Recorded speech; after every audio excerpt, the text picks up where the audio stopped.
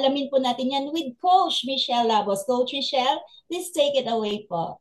Good Good morning. morning, good morning, good morning. So, okay naman po yung audio, no? So, maayong aga sa tanan. So, I'm Misha Martin Labos from City of Bacolod. Grabe, amazing, no? So, dito po ako sa Visayas.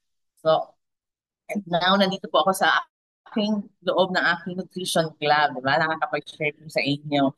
So, I started Herbalife po, bali at 13 years ago, di ba? Amazing. Before po that, talagang kumbaga, because I'm a mom of four, and then hands-on mom po ako. Ngayon po, ang my age is 47 years old. Kumbaga, hatid sundo sa school kasi yung mga bata medyo sunod-sunod.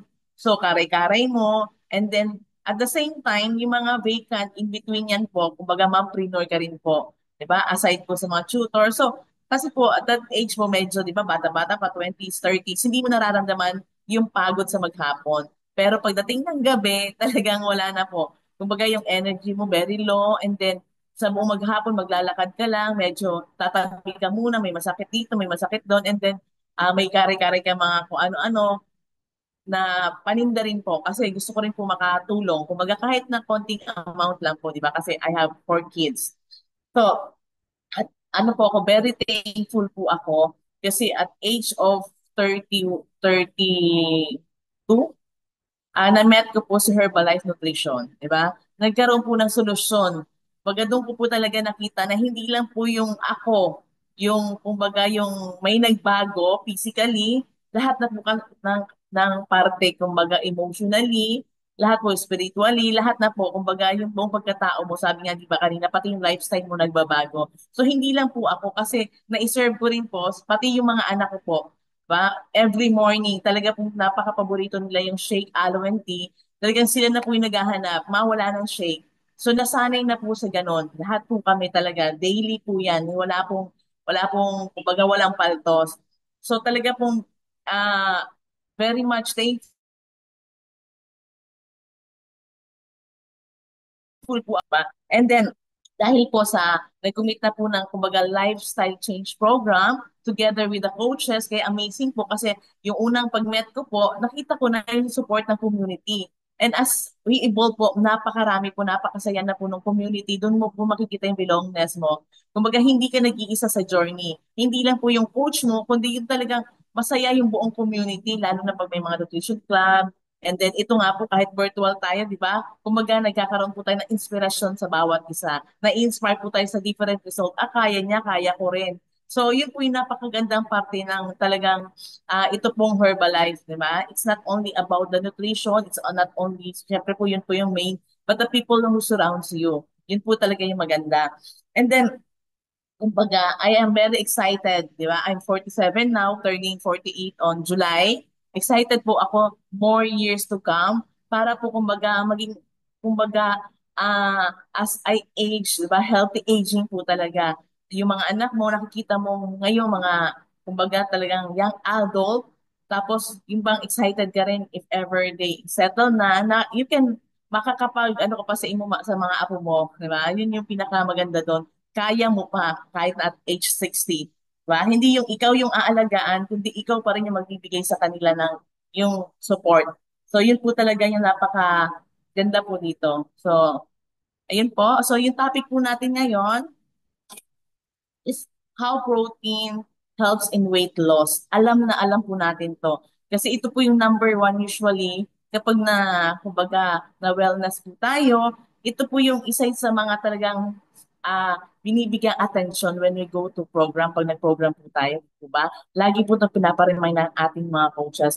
So ito po yung mga tips ni Katarina Lin, nutritionist po ng Nutrition Society of Malaysia. Diba? Next po. Sabi nga po during our any meal within the day, so lagi po tayo pinaparamind ng coach natin, oh, wag mo kakalimutan ha, yung food mo for lunch, it must be, kumbaga, meron siyang protein, may fruits, may carbs, and then meron din po siyang, kumbaga, gulay, di po ba? Lagi po yan, di ba? Totoo po? So, ito po talaga yung main na pinaparemind sa atin na wag po ba natin kakalimutan. But alam niyo po ba, having the right amount and kumbaga source of protein ang pinakamaganda.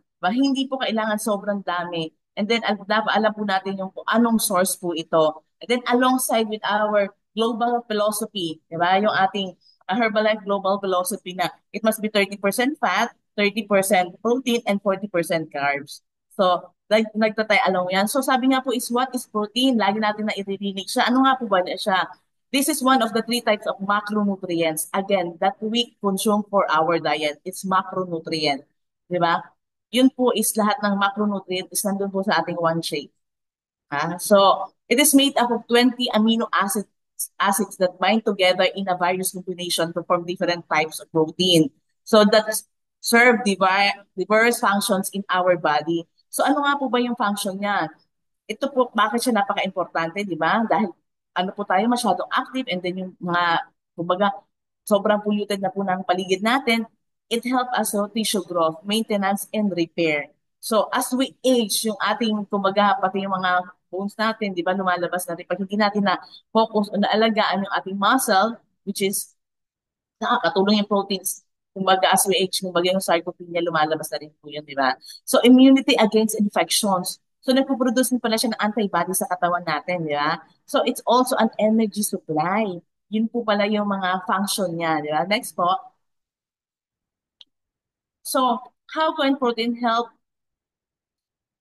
with loss management, di ba? Sabi nga po number one, di ba? Sabi niyo pag yung mga lalo na si po yung mga bago pa lang dito, yung mga first timer. Sabi niya, busog ako. Yun, di ba, nung tayo rin po yung mga first time natin years ago, busog. Tapos, talagang full ka.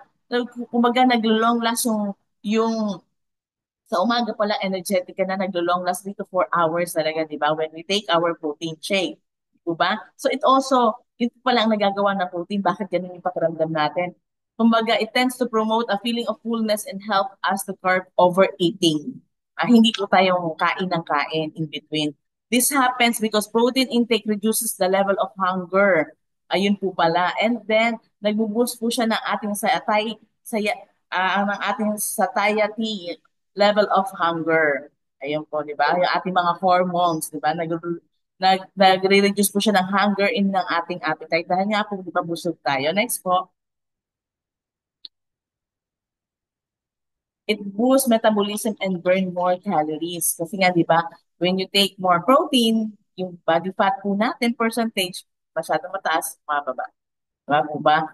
And then with proper, kumbaga, guidance na ating mga coaches, di po ba? So, yun po pala, ganun po talaga ka-importante. Meron din po siyang a high thermic effect of food, which refers to the percentage of calories used for digesting and metabolizing the food. So, talaga napakalaking part, kumbaga, ng protein sa ating katawan. Therefore, calories from protein are burned more efficiently. So, yun po. Next po, and then it prevent muscle loss. Yun yung po kanina, di ba, sinasabi ko na, kumbaga, ngayon pa lang po, hindi pa naman po hulihin ang lahat, as we age, kasi marami na po rin na nagde-deteriorate sa ating katawan, kasama na po rin po yung ating muscle. So, it it prevent muscle loss pala, di ba? So, tandaan niyo po, that is how important po yung protein na lagi pinapaalala sa atin na mga coach natin, and metabolic slowdown. When you lose weight, you also tend to lose some muscle. Ba, yun po yung, minsan po, yun po yung unang naglulose sa atin, lalo na po yung mga nag-exercise talaga, no? Leading to a decreased metabolic rate.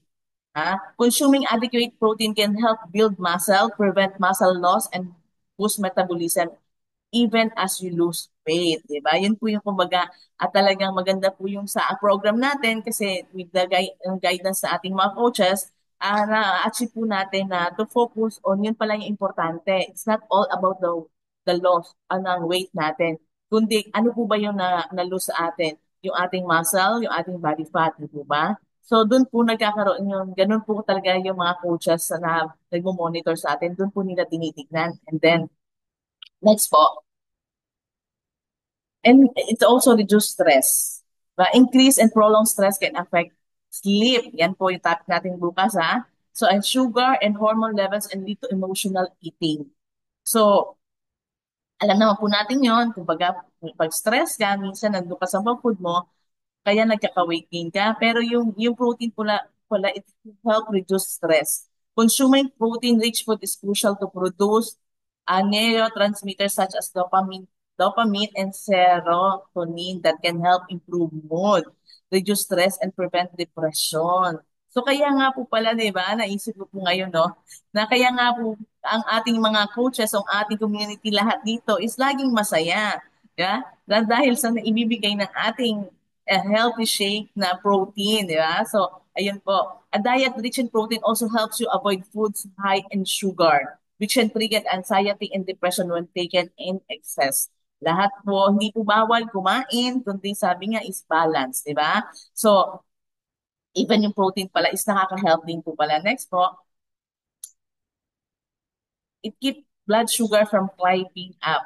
So, di ba, yun po, consuming only carbohydrate can cause blood sugar to spike up. Pero with protein, yung pinexplain po kanina sa ating healthy breakfast, di ba, pag protein-based po tayo, nag-i-stable po siya, and then, nasusundan po na program natin, alam naman po natin yung what to eat within the day para hindi po taas-baba yung ating sugar level. Next po. So, sabi nga po, how to get enough protein. So, marami naman po, di ba? Sabi nga kanina, it must be, kumbaga, tama, balance, and alam natin yung sources. It does not mean marami pong sources na protein, di ba? So, daily recommend protein intake may vary depending on, tandaan niyo po, age, sex, how active you are, and other factors. Yung po Malaysia na kanina, sa Malaysia po, Malaysia recommended nutrient intake in 2017 has advised that an average adult should aim to get 1 gram protein per kilogram of body weight. So, ilan po ba yung body weight ninyo? So, yun po ang kumbaga, 1 gram protein per kilogram para hindi po tayo mag-lose yung ating muscle. So, to maintain a good health, di ba? Pero, iba rin po kapag nag-exercise, di ba? Meron po kasing MWF nag-exercise or daily nag-exercise, lalo na po yung mga nag-strength training, yung mga nagdadaran, diba, for weight loss, it should be 1 to 1.2 grams of protein per kilogram. Ba? So, off target body weight daily may be beneficial to build muscle. So, ito po ang pinaka-importante. Yung mga coaches po natin, we are not dietitian, pero we can give advice and guide you, di ba? Kasi we are trained by the best, then di po ba? Pero yun nga po ang maganda, if you really have, lalo na kung meron ka po mga health issues, consult for a dietitian para alam din po natin yung ating individual requirement. Next po. So remember, the protein sources you include in your diet will make a big impact on your health. Ba? Kumbaga, yung talagang source natin, titignan natin. Siyempre, wala naman tatalo sa number one, di ba? Ako, recommended ko po talaga yan, di ba? Bakit pa po tayo maghahanap ng iba from other food? Andyan naman po. Kumbaga, tutunawin mo, iinumin mo rin. O kung walang tubig, papakin. Ganun lang po rin kami. Ako, pag nasa bag, medyo parang pulburon. So, okay po yun sa akin for me, ha? So, get high quality, minimally processed proteins whenever possible. Kumbaga, hindi po processed ang dapat. Di po ba? Next po. So you can get protein from pwede pong animal sources. So typically po yung ating fish, shellfish, meat and poultry, eggs, milk, and dairy products, meron po yan. Pero again, sana po hindi yung process. Kumbaga, piliin po natin yung mga fresh and then alam natin yung sources. Choose lean animal protein and limit intake of organ and processed meat. Yan po laging pinapaalaran na nating mga coaches, di po ba? Kailangan po dito is yun po yung maganda di ba? Kahit anong age po natin tayo nag-start ng ating program, nagkakaroon po tayo ng idea na ito pala, diba? Ito pala yung mas maganda, ito pala yung mas dapat kong inuna noon. Pero now, di ba? Kaya nga po amazing po talaga, salute po sa lahat po ng coaches, di ba? Next po, so pa po natin nakukuha yun. Meron din po tayong plant source at alam niyo po yung ating Herbalife Nutritional F1 Shake is plant source, plant-based. Plant sources such as soybean, soy products, like yung tupo, tempeh, legumes. Ito, tempeh is from Malaysian yan na food. Parang, ano yata yung beans na inano nila. Basta sa Malaysia po yan na food. Legumes, nuts, and whole grains are also good sources of protein. Diba? So, for comparison, ito po yung some amount of protein in different food sources. Halimbawa po yung chicken breast, yung 100 grams of noon po is meron siyang 18.3 grams of protein. So yung coconut chickpea, meron po siyang, in 100 grams po ito nakabase, meron po siyang 20.4 grams of protein. So kanina po, di ba, sinare na rin po na paano natin makukuha yung kailangan natin protein within the day. Sir, as your coaches, alam na alam po nila yan. So next po, so protein is an important macronutrient that serves multiple key roles in our body. Kaya nga po ba including building blocks of tissues and muscles. No matter what your fitness goal is, protein should be taken sufficiently during all meals. Di ba? So including, pinaka-importante po sa umaga, breakfast. Next po, so ito na po, di ba? Ito na po yung ating talagang yung protein natin o macronutrient which help various function. Growth of muscle, commonly found in animal and dairy products also found in other sources such as nuts and legumes. So, ano nga po, di ba kanina, na-share ko rin po. So, very thankful po ako na na-meet ko yung solusyon. Bakit hindi ko na kailangan magkarag-karag o magmadali? So, andito na po. Yung ating next po. Ayun po, yung ating Herbalife Optimum Nutrition and Action, di ba? Ano po bang hanapin nyo kundi itong number one talaga. Hindi lang protein ang makukuha nyo dito early in the morning, di ba? Meron tayong vitamins and minerals. Ito po, 9 grams of protein kaagad. And then meron tayong antioxidants, low calorie pa po ito. And then low GI and most important po is yung fiber. Diba? Isa po talaga sa mga ito na kailangan natin. Lalo na po as we age po ha. Next po. And syempre, di ba, pag kulang yung protein mo, di ba, ito po, isang taktak na lang, andito po, provides 5 grams of protein soy isolate. Yan po, may whey pa rin po siya, di ba? Napaka ano po talaga because it's soy isolate. So, kumbaga talagang asinala na po siya. Ayan po, zero cholesterol. Pwede po siya add every morning. Ha? So, usually po, sa morning po, I add up to and then yung shake po natin. So ilan po yung total? 19 protein early in the morning bago ka po magtrabaho, bago ka po pumunta ng nutrition club or mga anak ko, ganun din po. So next po. So syempre saan ka ba, di ba? Doon ka na sa number one sa buong mundo. Diba? Wala na pong hahanapin. So, ayun lang po. So, maraming maraming salamat po. Thank you then, Coach